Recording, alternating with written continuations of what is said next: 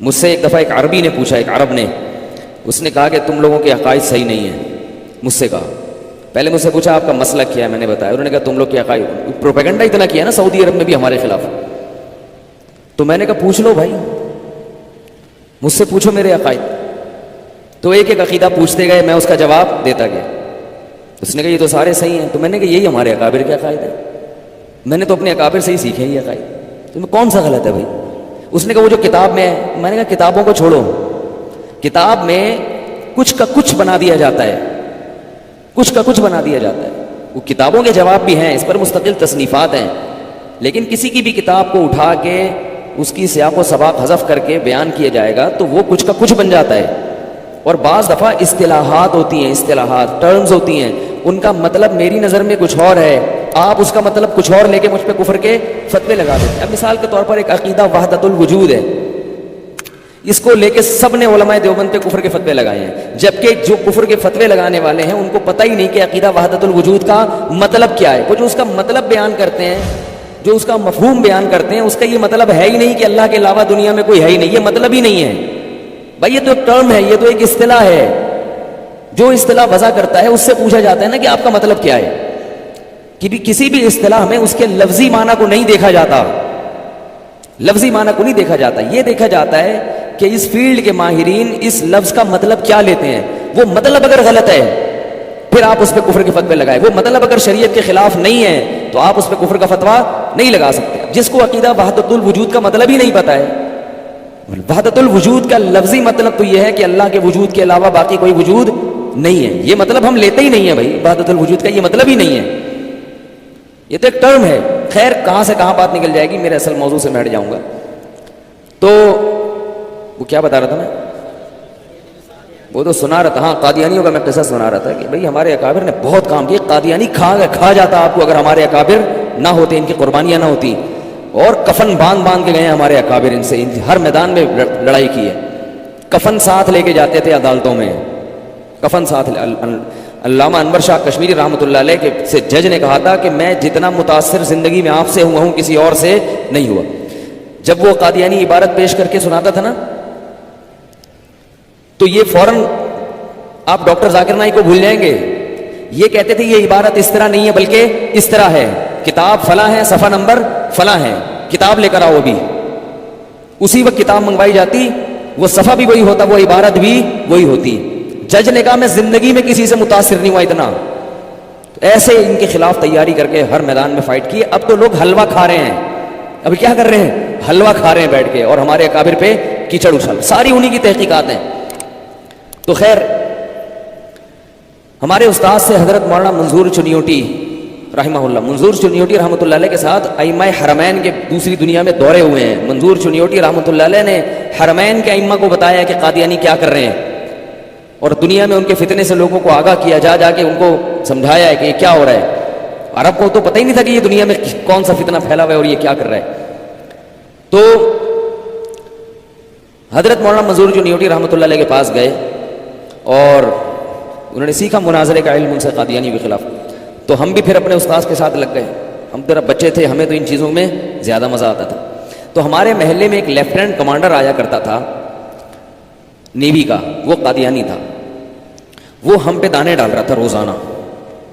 ہماری عمر ہوگی 19-20 سال یا 21 سال بمشکل. وہ روزانہ دانے ڈالتا ہے، وہ مرزا نے یہ لکھا، مرزا نبی کا ایسا عاشق تھا، مرزا غلام احمد تو یوں تھا، مرزا تو، اور بڑے جانا ہم پہ. اللہ کا شکر ہے ہمارا ایمان اتنا ہلکا نہیں تھا کہ ہم ٹر بن جائیں. ہمارے حضرت فرمایا کرتے تھے کہ بچپن میں ہمیں ایک کتاب پڑھائی جاتی تھی، اس کا نام تھا پکی روٹی. کتاب کا نام کیا تھا؟ پکی روٹی. پنجابی میں تھی وہ. اس میں لکھا ہوا تھا کہ جے کوئی پوچھے، سوال تھا اس میں، بچوں کو پڑھائی جاتی تھی. میں سوال تھا جے کوئی پوچھے توڑا ایمان کھلوتا ہے کہ بیٹھا. بیٹھے کو پنجابی میں کیا کہتے ہیں؟ بیٹھے کو بیٹھے کہتے ہیں. توڑا ایمان کھلوتا ہے کہ بیٹھا. تو جواب کیا ہے؟ بیٹھا. اس لیے کہ کہیں ٹر نہ بن جائے.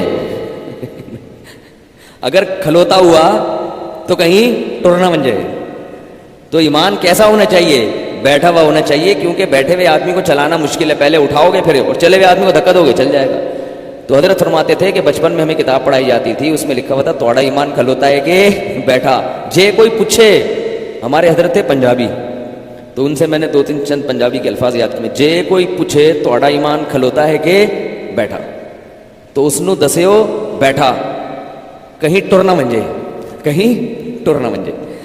تو اللہ کا شکر ہے ہمارا ایمان کیا تھا, بیٹھا ہوا.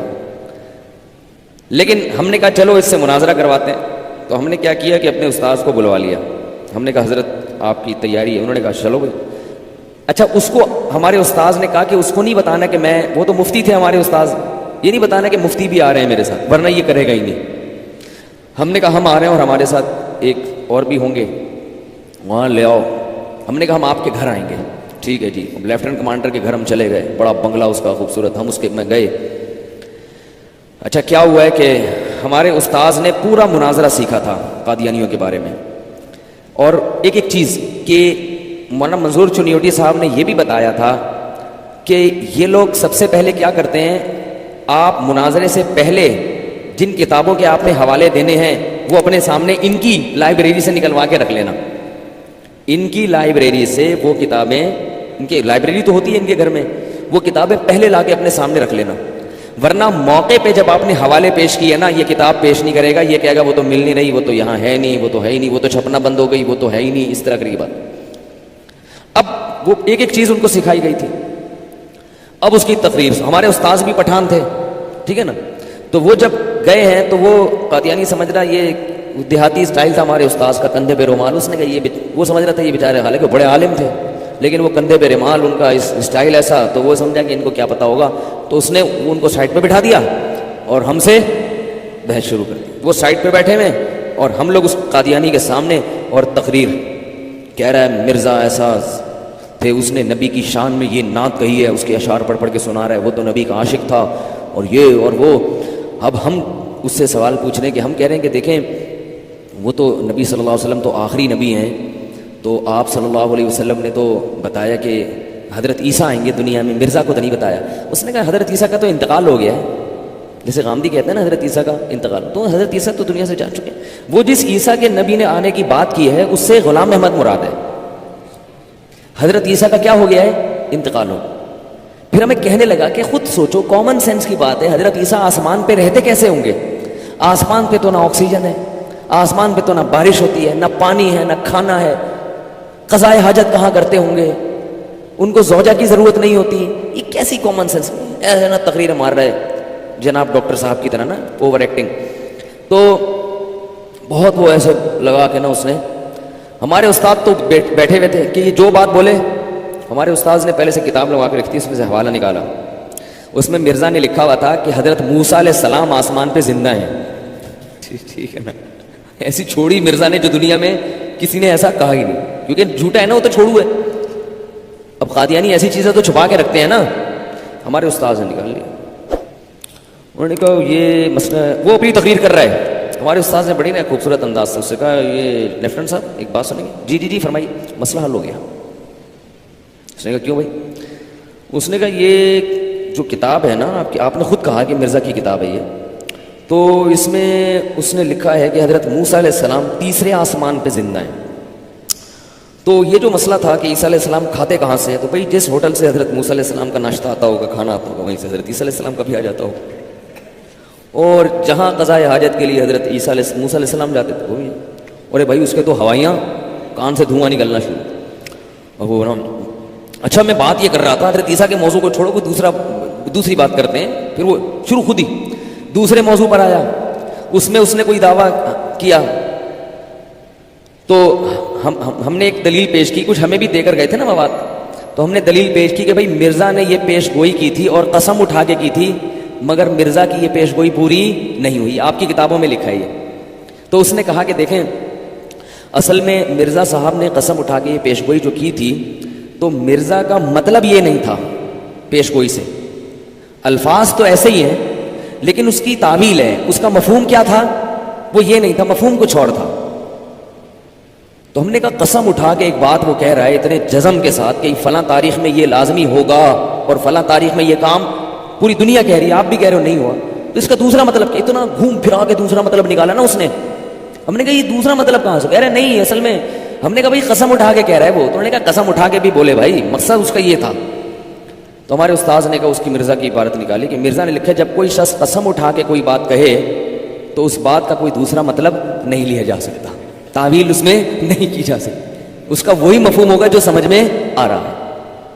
اب 5-6 جب اس طرح کے چھکے چوکے ہمارے استاذ نے فوراً لگا دیا نا، یہ دیکھو یہ کیا، اب وہ تو دھواں نکلنا شروع اس کے تو اچھا وہ پوری ایک ریکارڈ کر رہا ہے مناظرہ، کیونکہ ان کو اس مناظرے کے پیسے ملتے ہیں، یہ لندن جاتے ہیں کیسے ان کی کہ میں نے 6 لڑکوں کو بٹھایا، ویڈیو بن رہی تھی چپکے سے، ہمیں پتہ بھی نہیں، ویڈیو نہیں تو کم از کم آڈیو ریکارڈنگ تو ہو ہی رہی تھی، تو اب وہ تو لینے کے دینے پڑ گئے۔ اب مسئلہ یہ ہوا کہ اس نے بوریا بستر کیا کیا بول، اس نے کہا ایکچولی کھانے کا ٹائم، ایکچولی یہ بھی ٹائم ہے، میں نے کہا ہاں بیٹا یہی ہے۔ اس کے بعد وہ دن اور آج کا دن دوبارہ اس نے نہیں چھڑا۔ کیسے بدبخت ہیں دیکھو، یہ کیسے بدبخت، یہ لوگ چاہتے ہی نہیں ہیں دین پہ آنا۔